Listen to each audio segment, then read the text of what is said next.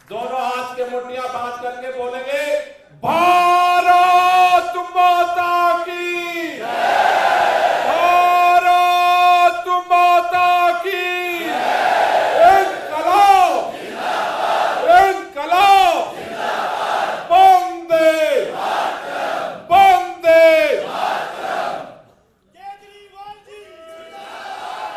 दोस्तों, पूरे देश के अंदर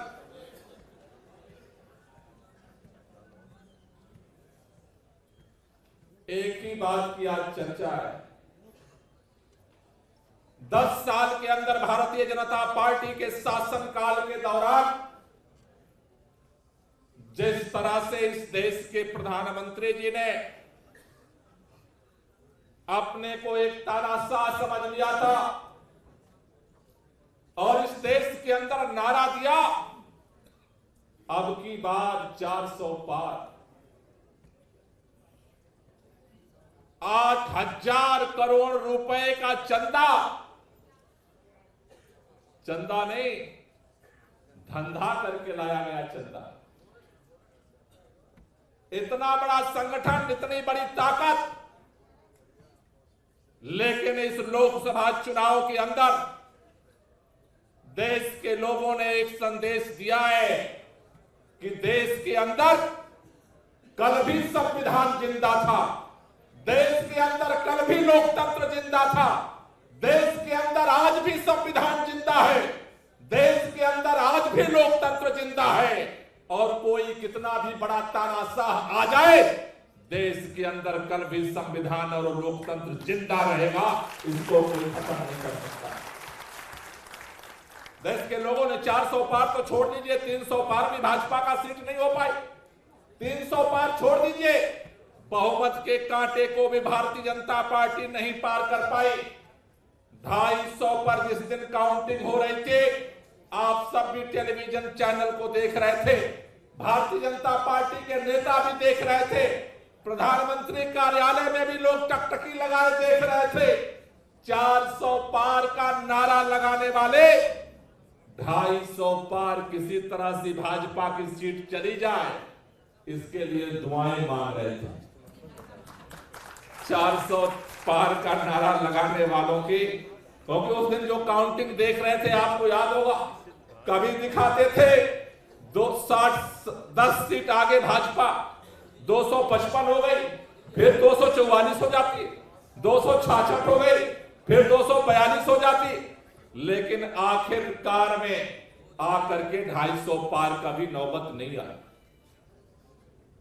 साथियों, ये देश के लिए बहुत बड़ा फैसला है, क्योंकि इस चुनाव परिणाम आने से पहले पूरा देश इस बात से डरा हुआ था कि अगर 400 पार सीट अगर देश के अंदर भारतीय जनता पार्टी को मिल गई तो इस देश का संविधान नहीं बचेगा, इस देश का लोकतंत्र नहीं बचेगा।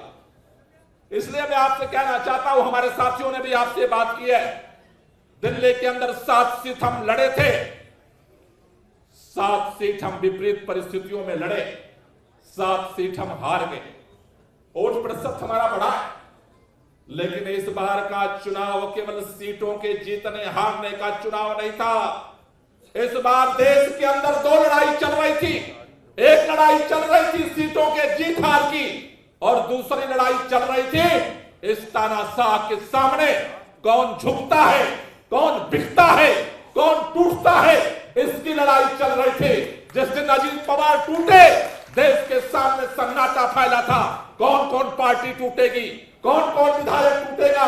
जिस दिन सिंधे टूटा, उस दिन देश के अंदर यही चर्चा थी, कौन बचेगा, कौन बिकेगा। मैं आपसे कहना चाहता हूं साथियों, सीट की संख्या चाहे जो भी हमारी हो, लेकिन आम आदमी पार्टी के नेताओं ने 2 साल से सत्येंद्र जैन जेल के अंदर हैं, न टूटे न बिके।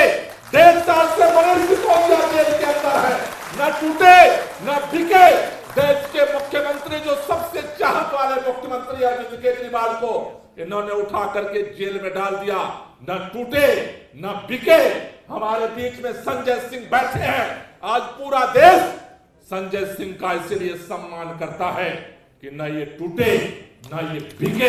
हमने तानाशाह के सामने, इस देश के सामने इस लड़ाई में दो धाराएं थी।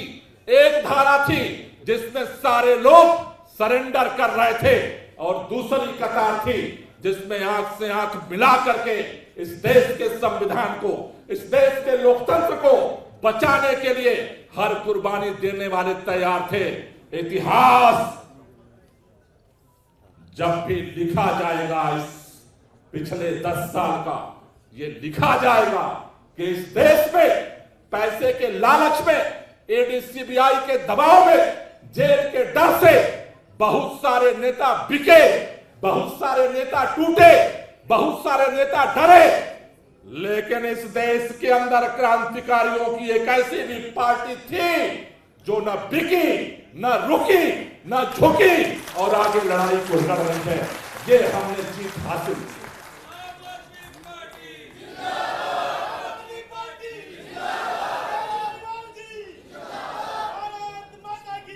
देश के अंदर चाहे इंडिया गठबंधन हो, चाहे एनडीए गठबंधन हो, देश के अंदर पार्टियों की कमी नहीं है।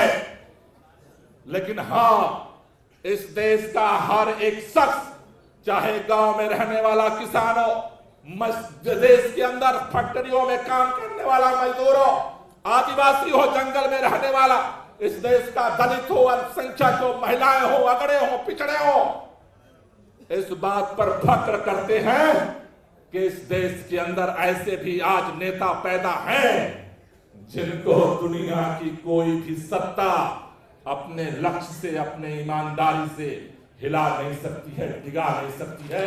ये हमारी जीत। और हमें इस बात का गर्व है कि हम ऐसी पार्टी के सदस्य हैं।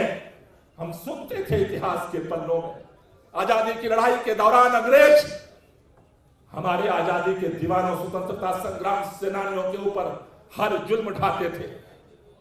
हम सुनते थे कहानियों में कि हंसते हंसते शहीद आजम भगत सिंह, राजगुरु सुखदेव फांसी के फंदे को चूम गए। दिल में प्रश्न आता था कि कोई फांसी के फंदे को कैसे चूम सकता है? किसी को फांसी दी जा रही हो कैसे मुस्कुरा सकता है? लेकिन हमने अपने आंखों से देखा है, जिस 45 डिग्री टेम्परेचर की आप बात कर रहे हो कि हम प्रचार कर रहे थे और 45 डिग्री टेम्परेचर था, हम प्रचार करके पंखे के अंदर, एसी के अंदर, कूलर के अंदर घरों में घुस जाते थे। लेकिन सत्येंद्र जैन के पास एसी नहीं है, कूलर नहीं है। मनीष सिसोदिया के पास जेल में एसी कूलर नहीं है। दिल्ली के मुख्यमंत्री अरविंद के पास एसी कूलर नहीं है। लेकिन उनकी हिम्मत को, उनके हौसले को न कल ये रास्ता तोड़ पाया, न आज ये रास्ता तोड़ सकता। इसलिए आपसे कहना चाहता हूं, चुनाव में संसद में कितनी सीट आई, कितनी सीट गई, इस बात को भूल जाओ। दिल्ली के लोगों से मैंने बहुत लोगों से बात की कि आप तो अरविंद केजरीवाल के साथ थे, आप अरविंद केजरीवाल के समर्थन में थे, लेकिन आखिर में आपने वोट दूसरे को क्यों दे दिया?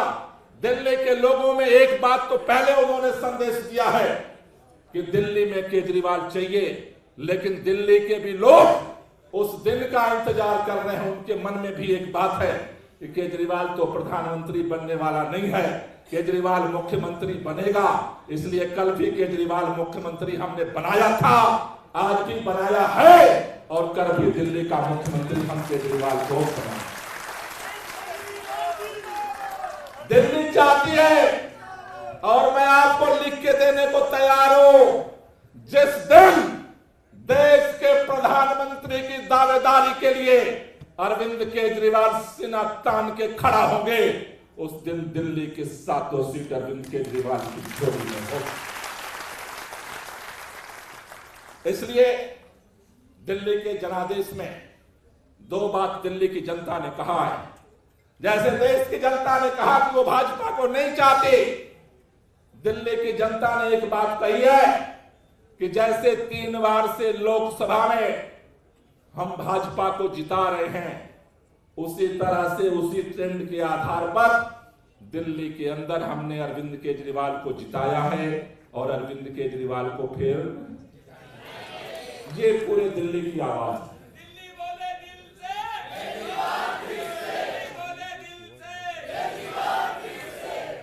लेकिन जैसा मैंने आपसे कहा है कि सरकार बैसाखियों की सरकार जरूर है, लेकिन दबाव जरूर है, आदत नहीं बदली है। वो कहते हैं कि रस्सी जल भी जाती है तब भी। इसलिए मैं देख रहा हूं चुनाव के बाद से फिर वो दिल्ली के सारे कामों को रोकने का षड्यंत्र शुरू हो गया है। अभी ये पानी को लेकर के षड्यंत्र कर रहे हैं, फिर जब बारिश होगी तो बाढ़ को लेकर के षड्यंत्र करेंगे पिछली बार की तरह, फिर जब सर्दी आएगी तो प्रदूषण को लेकर के षड्यंत्र करेंगे।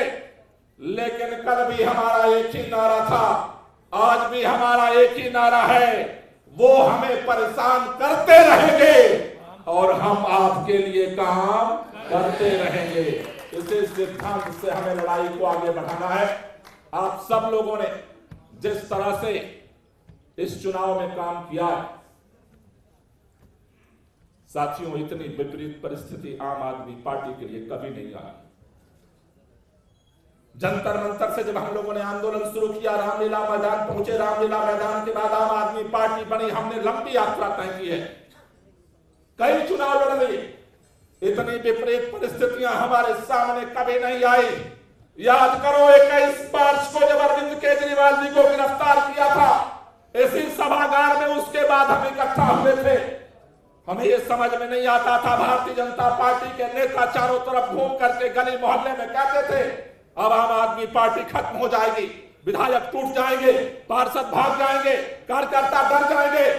हमने यही संकल्प लिया था और मैं आपको बधाई देना चाहता हूं, सलाम करना चाहता हूं दिल्ली के सभी पदाधिकारियों को, सभी कार्यकर्ताओं को, जिस चट्टानी एकता के साथ और हौसले के साथ आपने इस विपरीत परिस्थितियों में भारतीय जनता पार्टी का मुकाबला किया है।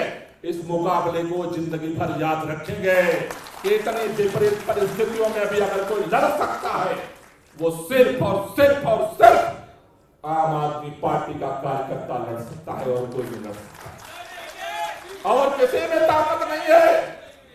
आज देश के अंदर अगर भारतीय जनता पार्टी के 4 शीर्ष नेताओं को उठा करके जेल में डाल दिया जाए, भाजपा के लोग कहां भाग कर जाएंगे पता नहीं चलेगा। देश के अंदर किसी पार्टी की अगर ये स्थिति हो तो कब्र सीधी नहीं हो सकती थी।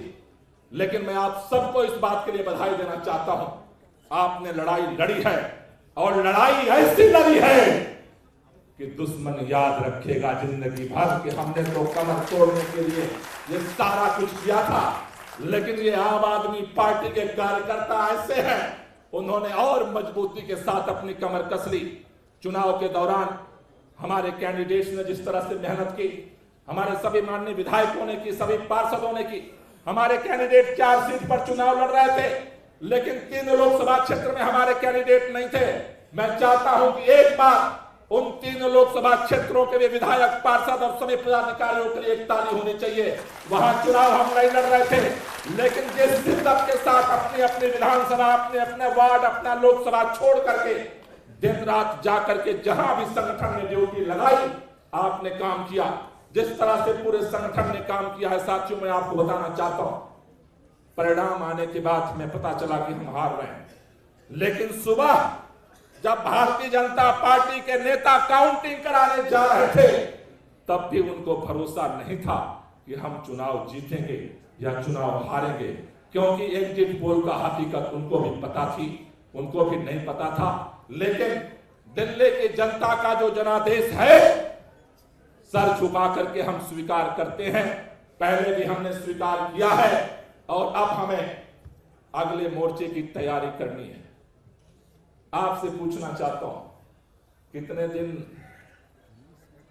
आप लोग छुट्टी चाहते हो? बस उसके बाद अब मिशन शुरू कर दें। कितने दिन की छुट्टी चाहिए बता दो। जिसको जिसको छुट्टी नहीं चाहिए वो दोनों हाथ ऊपर करके बता दो। किसी को नहीं चाहिए तो बता, जिसको जिसको चाहिए बता दो। तो कई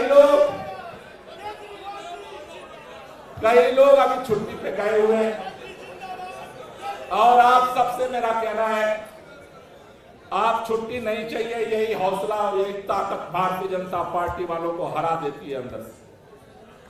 लेकिन मैं आपसे कहना चाहता हूं, इस चुनाव के दौरान जब से अरविंद जी गिरफ्तार हुए 24 घंटा आपने सब कुछ छोड़ के काम किया, पार्टी के लिए काम किया। मेरा आप सबसे निवेदन है, ये जून का महीना गर्मी भी है, जून के महीने में जो भी व्यक्तिगत काम छूट गए थे उस काम को सब लोग पूरा कर लो।